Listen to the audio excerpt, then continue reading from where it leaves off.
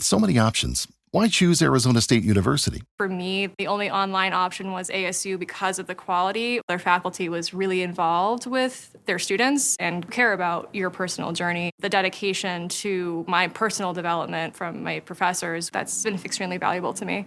Earn your degree from the nation's most innovative university. Online. That's a degree better.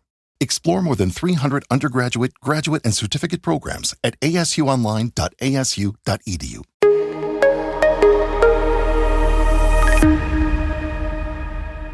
Hello and welcome to the Intel Brief. Today is Tuesday, 24 June. I'm your host Daniel, and today we're going to be talking about Iran has said it has arrested a European spy. Trump says Israel and Iran have agreed to a ceasefire. And 145 festival goers were jabbed with syringes in France. So firstly, Iranian authorities have arrested an individual they accuse of spying for Israel.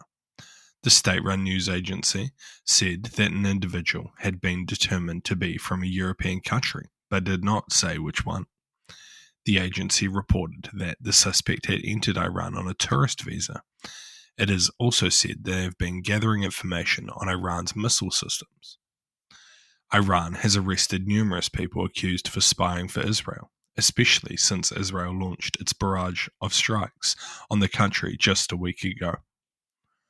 So what? This is the risk of being a European individual or even a dual citizen traveling to countries like Iran, Russia, and China during times of heightened geopolitical tension. While it's completely possible that this person is a spy for Israel and they are carrying out the identification of missile systems for airstrikes or missile strikes, it's also possible that they're just an innocent individual who happened to be traveling in Iran at the time. I think I've seen at least one person on Instagram talking about how they're a Westerner in Iran and having to covertly flee due to the risks. So yeah, this could just be a very sad case of mistaken identity, one that could possibly cost this person their life, if it wasn't for the next news story. So we'll move quickly on. And next, US President Donald Trump has announced a complete and total ceasefire in approximately 6 hours, saying both Israel and Iran have agreed to it. Congratulations to everyone, he wrote on his Truth Social platform, saying that the ceasefire will come after the two countries have wound down and completed their in-progress final missions. Officially, Iran will start the ceasefire, and upon the 12-hour mark, Israel will start the ceasefire as well. And upon the 24-hour mark, the official end to this 12-day war will be saluted by the world, Trump said. Both Israel and Iran are yet to confirm the ceasefire agreement. On the assumption that everything works as it should, which it will, I would like to congratulate both countries, Israel and Iran, on having the stamina, courage, and intelligence to end what should be called the 12-day war, he wrote. However, the Iranian foreign minister said on Tuesday that no agreement on a ceasefire had been agreed and that he didn't know what Trump was talking about. So what? This is pretty interesting, coming after Iran's attempted strikes on the US military base in Qatar, which, to be honest, is what I thought I'd be talking about this morning when I went to sleep last night. But here we are. Those strikes now appear highly likely to just have been symbolic and just taking a swipe at the US to ensure that Iran doesn't lose any face, especially with their domestic audience. However, everything indicates that it was pre-coordinated with Qatar and possibly with the US to ensure that there was no casualties and therefore no escalation. As for the ceasefire agreement, it seems possible that it could be true. It is pretty on trend for Trump to jump the gun and start talking about things before they're officially signed and confirmed. So this is something that he would definitely do, let's say. It would be super positive, and it kind of goes along the lines of Israel having, completed their strategic objectives with destroying Iran's nuclear facilities and a large part of their military infrastructure, and now just wanting to withdraw back to their own borders and play defense. How Iran will go after this is a good question. I still think it's unlikely that there's going to be a revolution against the current regime, but you never know.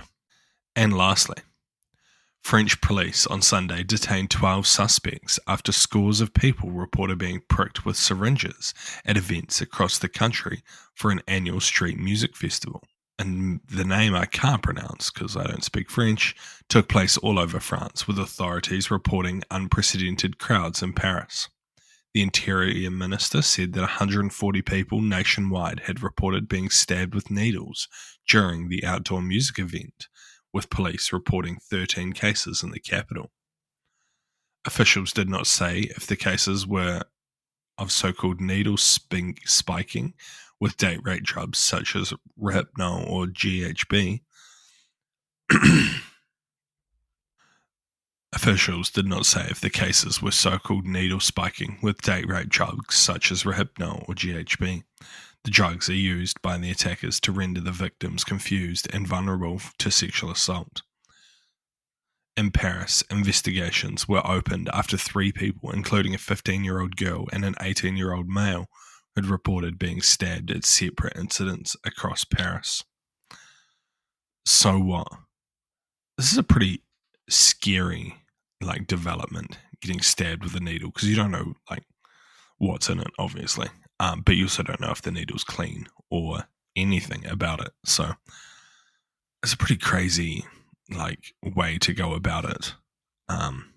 France is just a crazy place, I feel.